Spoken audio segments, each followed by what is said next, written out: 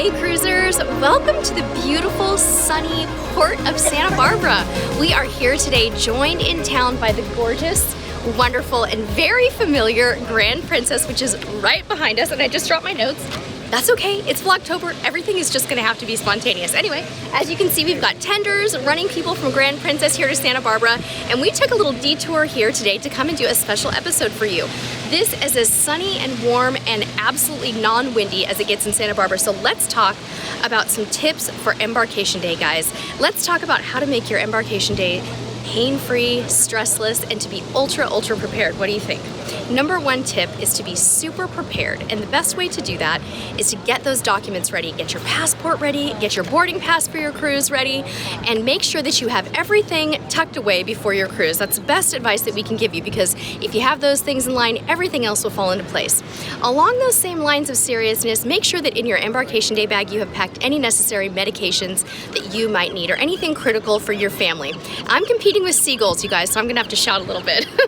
So we talked a little bit about a couple of things that you need in your carry-on bag for Embarkation Day, but don't forget, if your cruise line allows you to take beverages on board, those need to be safely packed into your carry-on bag as well. Now remember to check the policies, because not every cruise line is going to allow it, but if your line allows wine, soda, water, make sure that those are in your carry-on bag. It's also really important that you keep that carry-on bag relatively light, because remember, you may not be reunited with your luggage for a few hours after you board, so you want something that's manageable, think of something you could haul to the buffet or pool with you without being too uncomfortable.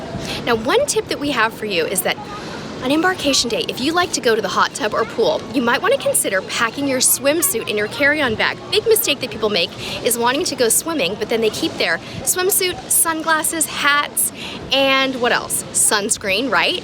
In their regular checked luggage, but you want to keep those in your Embarkation Day bag with you. I think that's probably a really good tip. Next tip is all about the fun.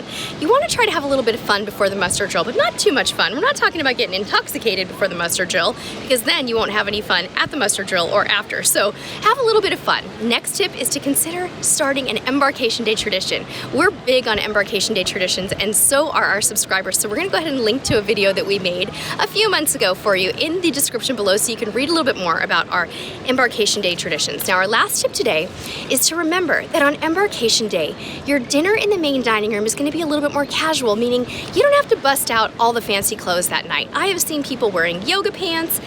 Anything that they came in to board the ship is probably going to be something that people just wear to dinner, because who really wants to go from the muster drill to sail away to their room to get completely fancied up for dinner? Don't worry about it. Come as you are and enjoy that Embarkation Day. Thank you so much for joining us for this spontaneous little episode today with the Grand Princess in the port of Santa Barbara.